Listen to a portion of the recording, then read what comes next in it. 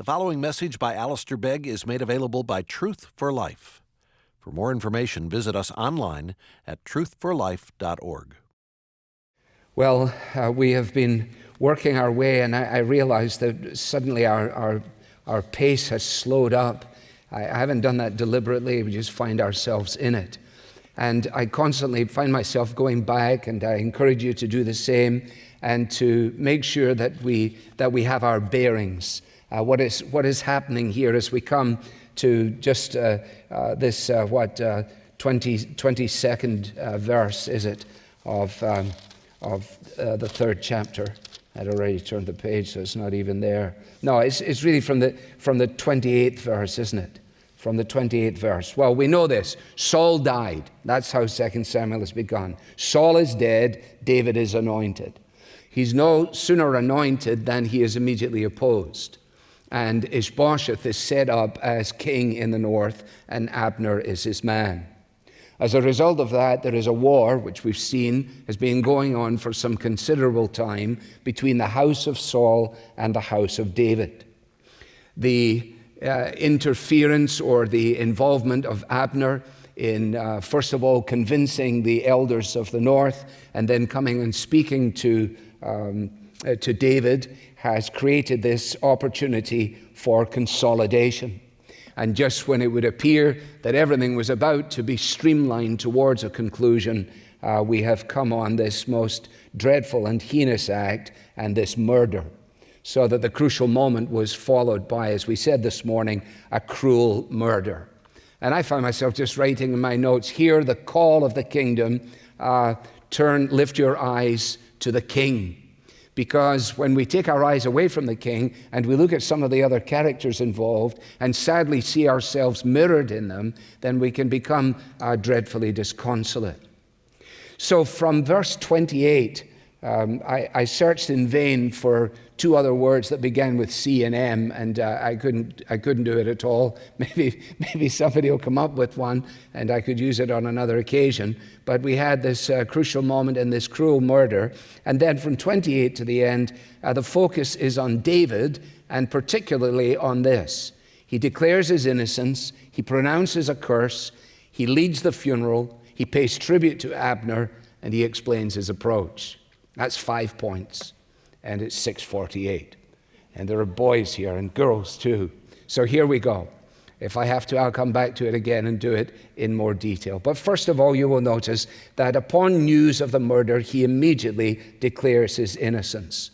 We've already been told in verse 26 that David did not know about it. He did not know about it. It is only afterward, when he learns about it, that he makes this declaration. Guiltless before God, I and my kingdom forever. And as we said this morning, and it bears only the briefest of repetitions, he had had many opportunities in order to take matters into his own hands, and he had chosen not to do so. Abigail, who became his wife, remember she was Nabal's wife, Abigail had said to him, you know, I know that it is the Lord who has restrained you and prevented you from doing what you did. It is a wonderful indication, isn't it, of the way in which God often intervenes to circumvent our own sinful desires. And many of the testimonies that we can give to the ongoing grace of God in our lives have to do not only with the wonder of His provision making things possible, but the wonder of His intervention in restraining us from ourselves. And you will remember in one of the final encounters between Saul and David, David says to Saul, you know, the Lord will reward righteousness and faithfulness. And so as we come to the end of this chapter, we see not only that David is righteous and he is faithful, but he is also gentle. So that is his declaration of innocence. And then that is immediately followed by the pronouncing of a curse. The pronouncing of a curse. When you read this, it is quite horrifying, isn't it? May the blood of Abner, he says, come down on the head of Job and all of his family, because they are the guilty ones. And what David has been standing against all the way through this story is blood guiltiness. He has said, I will not take the blood of the king. I will not do this. It is wrong to do this.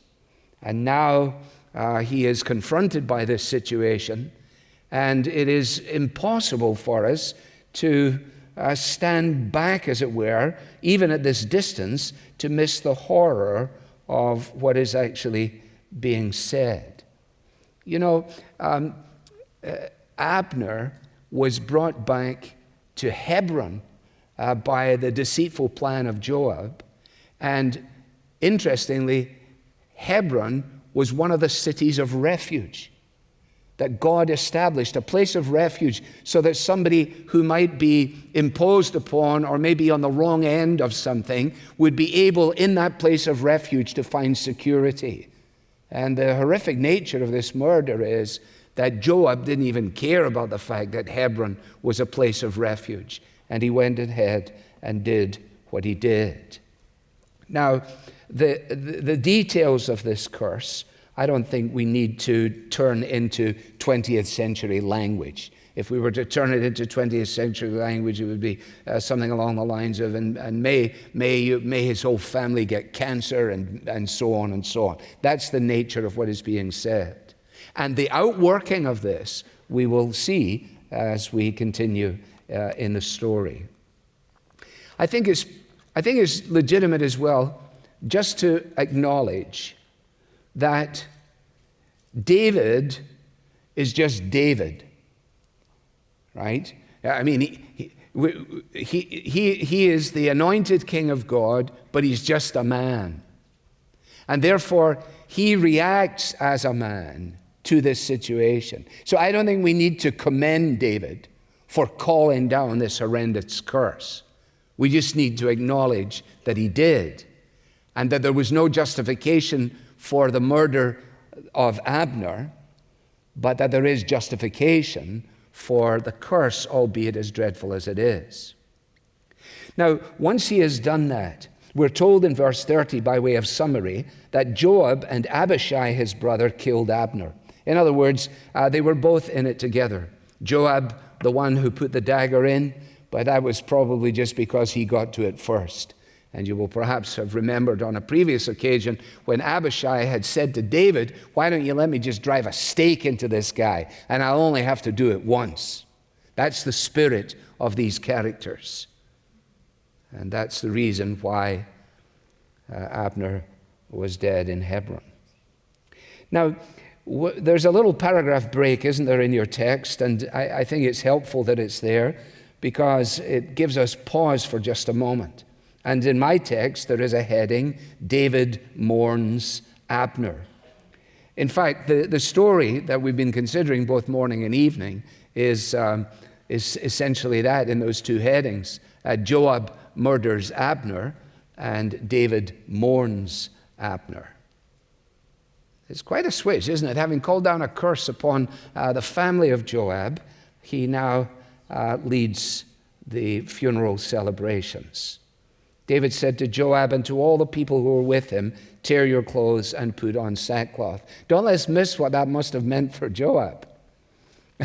Joab is responsible for the murder, and now David says, I want you to be involved right up front in the funeral for the man you have murdered. Tear your clothes, put on sackcloth, and lead the way. Can you imagine the humiliation for him as he joins in this funeral procession? Now, what is happening, of course, is that all the people, as we see again and again, and the phrase all the people keeps coming, all the people were learning from this that Abner was not David's enemy. And at the same time, that Joab's deed was not something that was done on behalf of David. It's very straightforward, but it is important that Abner was not the enemy of David, and that the action of Joab was his own action and not attributable to the king. David, you can see, takes his place. David followed the buyer. I stumbled over that word this morning because I think Americans pronounce it the beer. Do you? Do you pronounce B-I-E-R, beer? Yeah. Why do you do that? It's a B-I-E-R, buyer. How did it come out as beer? That's why I struggled with it this morning. I shouldn't have mentioned it now. Sounds rude, doesn't it? But I don't mean it to be. Anyway, you know what it was. He was following the corpse. He was following the corpse. And as Abner is buried, he lifts up his voice. We've seen this before. That David understands the tragedy of death and the significance of loss. And he could not be persuaded to interrupt his mourning, you will see, by having something to eat. No, he wanted to make it absolutely clear. And so, in a way that is briefer, obviously, than the lament for Saul, he has another of his poems. And essentially what this little lament says is this: Abner should not have died as he did. That's the rhetorical question, really, isn't it? Should Abner die as a fool dies? Like somebody who dies as a result of a couple of scoundrels that attack him in the middle of the night, a couple of hired assassins take him out. That shouldn't have happened. You weren't a prisoner. Your hands weren't bound. Your feet weren't fettered. No, you fell as one falls before the wicked. Now, the people would put two and two together, and they know exactly what David is saying. In other words, who are the wicked? Abner and Abishai. You have fallen before the wicked. And once again, we read verse 35, and all the people wept again over him. Wept again over him. Then they try to cheer him up, as I say. And he says, no, I'm not going to have a feast now. This is not the time for feasting. I'm not going to taste bread or anything else till the sun goes down. And this had an impact on the people. All the people took notice of it, and it pleased them, as everything that the king did pleased all the people. Now again, the point that the narrator is making is straightforward. Any suspicion that David might have been involved in Abner's murder is laid to rest by his obvious goodness. You either have to assume that somehow or another he likes funerals and is able to create the impression that he's mournful when he's not, or you have to accept exactly what the text declares, that David actually in this instance was a good man. He was a good man. Like Barnabas, remember, in Acts chapter 11. For Barnabas was a good man. I don't think we had to ever underestimate the impact of goodness. Surely it's part of the fruit of the Spirit, isn't it? All the people. Verse 37, all the people and all Israel. So in other words, all the people that were there in that group. And then it spreads throughout all of Israel, so that they all understood that day that it had not been the king's will to put to death Abner, the son of Ner. And then, penultimately, David pays tribute to Abner. In contemporary terms, he tweeted. This is a perfect size, I think, for a tweet. And I have never tweeted once in my life. I am a twit, but I haven't tweeted. And the king said to his servants, "Do you not know that a prince and a great man has fallen this day in Israel?" In other words, what he does is he gives a brief, genuine expression that is meant for wide circulation so that everyone will know that this is not fake news. A brief expression of genuine sadness for wide distribution so that everyone in the kingdom will know. Do you realize, he says, that today in Israel there has fallen a leader, a prince, a leader, and a great man. You see the stature of David in this? Now we could say simply that greatness recognizes greatness, and I suppose that would be true. After all, Abner was a significant leader, as is David. But what we realized is that he is willing and able to recognize the positive attributes and qualities of one who publicly could be regarded as his enemy. But in his death and in the tragedy of it, he does not seize the opportunity to magnify the distance that existed between them. He doesn't seize the opportunity to say, you know, when Abner came to me with that plan and so on. He does none of that at all. He simply says, you should know that a great leader has fallen today in Israel.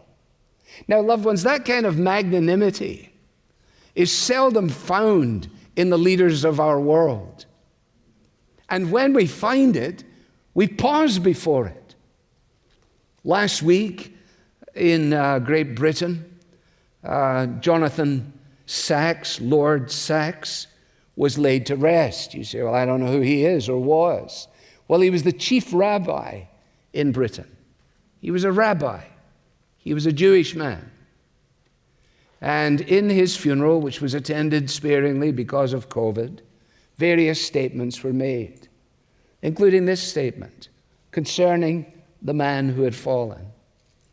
His voice spoke to our greatest challenges with unfailing insight and boundless compassion. His wise counsel was sought and appreciated by those of all faiths and none, and he will be missed. Now, the person who said that was a Gentile, a professing Christian. He didn't decide this is a good opportunity for us to explain the distinction between Judaism and Christianity. That is understood. There is a time to be silent, there is a time to speak. And David is a wonderful illustration to us here, as I say, of the kind of magnanimity that recognizes this. The closest we've come to it, I think, in terms of political leadership in our country is probably the ability of Ronald Reagan and Tip O'Neill to be friends with one another, despite the fact that they stood on totally different ends of the political spectrum. Someone has written, the power of David's speech is characteristic of a great political or military leader who is able to transcend competition or resistance and to acknowledge greatness, even if it happens not to be part of his own party. And the final observation is his statement of, if you like, his general disposition. Having acknowledged what has happened in the death of Abner, he says, and I was gentle today, though anointed king. And then he goes, but the sons of Zeruiah, they're a little too strong for my taste. This is his point of distinction. Now, some commentators say that what he's saying here is, I was weak today, suggesting that when he didn't really take care of Joab when he had his outburst, it was a sign of weakness. Well, it's there to be pondered, isn't it? I think it's better to see his statement as an expression of strength, if you like, under control. The strength that is necessary to prevent oneself from taking judgment into one's own hands, expressing judgment, or doling out retribution, or making much of our own authority. Actually, he gives us a little sight of Jesus insofar as he is committing, if you like, his cause to the one who judges justly. He's committing vengeance into the hands of God. Well, let me finish by suggesting to us that Joab actually stands as a warning to each of us. A warning to each of us when we're tempted to engage in the king's business in a manner that is incompatible with our gentle, humble king. Oh, it must have been a good feeling to stick that dagger right in the gut of the guy who had killed his brother. He must have come away from that and said, that took care of it. If there's any question about David being on the throne, I took care of it today. You don't advance the kingdom of God in such a fashion. And therefore the warning remains. It's not uncommon, is it? So many of us, when we view the scene in the Garden of Gethsemane, have to acknowledge that if we had been present, we would have cheered when Simon Peter pulled out his sword. Hey, that's it. Take him out, Peter. That's it. We don't want Jesus dying. We don't want anything to be like that. We want it to be triumph. We want it to be the destruction of the Romans. We want it to be our place, in our way, with our stuff, all put together nicely. Good job, Simon. And what did Jesus say? Put it back in your sheath, Simon. And by the way, let me put this guy's ear back on while I'm at it. You can read it for homework in John 18.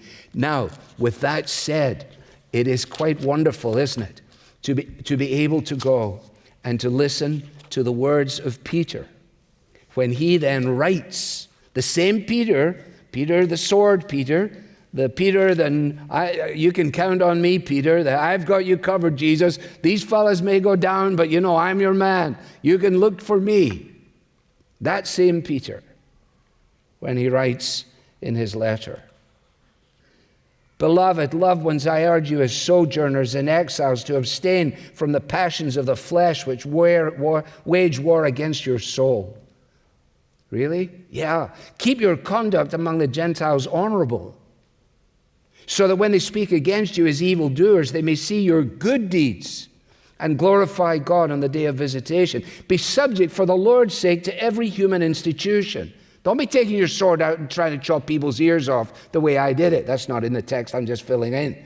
Whether it be to the emperor or supreme, or to governors as sent by him to punish those who do evil and to praise those who do good, or who ask you to wear a mask. For this is the will of God, that by doing good you should put to silence the ignorance of foolish people. Live as people who are free, not using your freedom as a cover-up for evil, but living as servants of God. Honor everyone. Love the brotherhood. Fear God. Honor the emperor.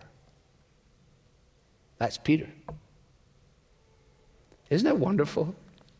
Isn't it wonderful that Jesus put Peter all back together again?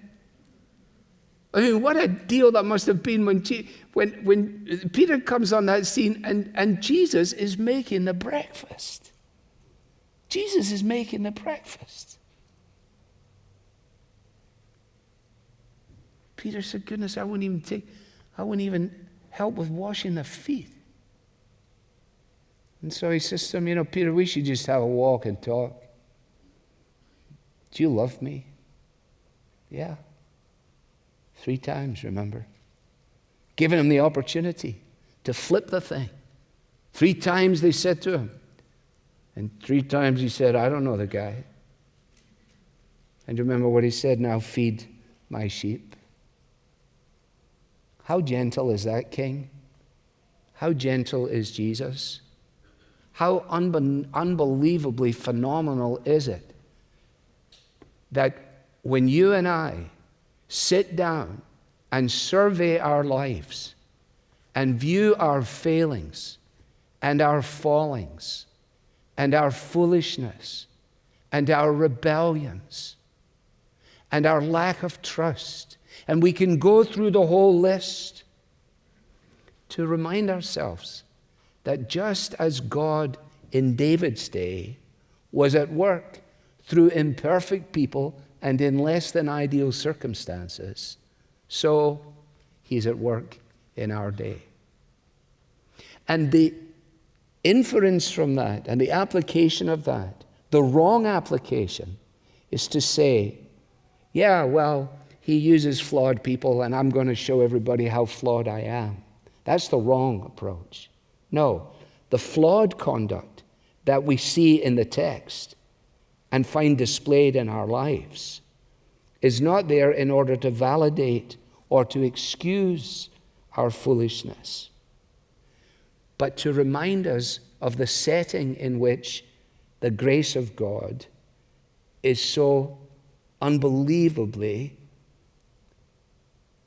palpable for us. To remind us that only by the grace of God does the kingdom of God advance. Because Jesus is the humble King. And most of us aren't that humble. And therefore we need to come to him and say, oh, lay me down again at your feet. Show me how much you value humility. Individually, familially, as a church. We will come out of this. How will we come out of it? This message was brought to you from Truth for Life, where the learning is for living. To learn more about Truth for Life with Alistair Begg, visit us online at truthforlife.org.